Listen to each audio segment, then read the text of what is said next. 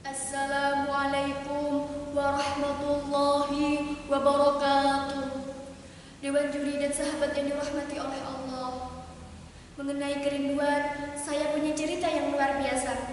Cerita ini adalah kisah imam kita, pemimpin kita, kekasih kita, panutan, serta Nabi kita, yaitu Nabi Muhammad SAW yang selalu memikirkan umatnya.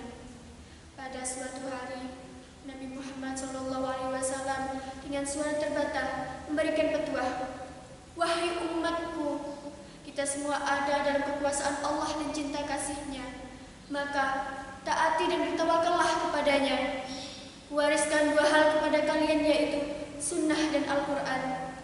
Barang siapa yang mencintai sunnahku berarti mencintaiku, dan kelak orang-orang yang mencintaiku akan masuk surga bersamaku." Khutbah singkat itu diakhiri dengan pandangan mata Rasulullah yang teduh menatap sahabatnya satu persatu, seolah hendak dikenangnya. Abu Bakar menatap mata itu dengan berkaca-kaca. Umar dadanya naik turun menahan nafas dan tangisnya.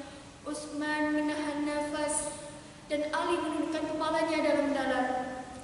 Isyarat itu telah datang. Saatnya sudah tiba. Rasulullah akan meninggalkan kita semua.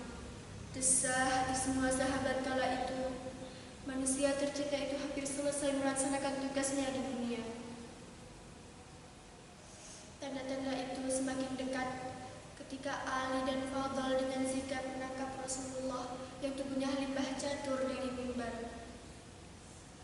Pada saat itu, seluruh sahabat yang hadir di sana pasti akan menahan detik berlalu kalau bisa.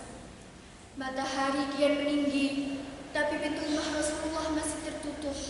Sedang di dalamnya, Rasulullah sedang terbaring lemah dengan keningnya yang berkeringat membasahi pelepah kurma yang menjadi alas tubuhnya. Tiba-tiba dari luar rumah terdengar suara yang besar mengucapkan salam. "Assalamualaikum, bolehkah saya masuk?" Fatimah kemudian menghampiri orang tersebut dan berkata, "Maafkan, ayahku sedang demam," kata Fatimah yang membalikkan badan kemudian menutup pintu. Lalu ia kembali ke kamar menghadap ayahnya, dan ternyata ayahnya sudah membuka matanya. Lalu ia bertanya, "Siapakah itu, wahai anakku?" "Tak tahulah ayahku, orang itu sepertinya baru kali ini aku melihatnya," tutur Fatimah lembut. Kemudian Rasulullah SAW menatap wajah putrinya dengan penuh lembut dan dengan kasih dan dengan pandangan yang menggetarkan, seolah bagian demi bagian wajah anak itu hendak dikenangnya. Kemudian Rasulullah SAW berkata, "Wahai anakku, ketahuilah, dialah yang menghapuskan kenikmatan sementara dan memisahkan pertemuan di dunia. Dialah malaikat maut," kata Rasulullah SAW. Fatimah menahan ledakan tangisnya. Malaikat maut pun datang menghampiri. Rasulullah SAW bertanya, "Mengapa Jibril tidak ikut bersama menyertainya?" Lalu dipanggillah Jibril yang sebelumnya sudah bersiap menunggu ruh kekasih Allah dan penghulu di dunia ini.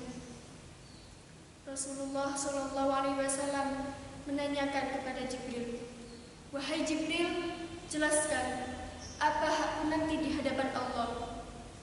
Jibril pun berkata, "Pintu-pintu langit telah dibukakan, para malaikat telah menanti ruhmu ya Rasul, semua surga telah terbuka lebar menanti kehadiranmu," kata Jibril. Namun apa yang terjadi teman? Ternyata itu tidak membuat Rasulullah lega dan matanya masih penuh dengan kecemasan. Jibril pun bertanya, "Apakah engkau tidak lega mendengar kabar ini?" tanya Jibril. Rasulullah SAW berkata, "Kabarkan kepadaku bagaimana nasib kelak umatku." Di akhir hayatnya, beliau masih bertanya mengenai nasib kita yang belum pernah bertemu dengan Rasulullah, namun memiliki cinta yang besar terhadapnya. Kemudian Jibril berkata, "Jangan khawatir wahai Rasulullah, aku pernah mendengar Allah berfirman kepadaku, kuharapkan